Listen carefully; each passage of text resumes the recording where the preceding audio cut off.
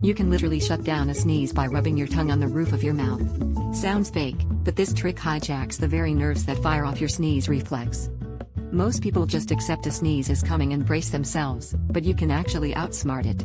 As soon as you feel that tingle in your nose, press your tongue firmly against the roof of your mouth and move it back and forth. This simple move distracts the trigeminal nerve, which is the main culprit behind sneezing. It's like sending your brain a confusing signal so it forgets all about that sneeze it was planning. Try it the next time you're in a meeting or somewhere you really don't want to sneeze. Your body will be so busy processing the tongue movement, it'll cancel the sneeze before it even gets started.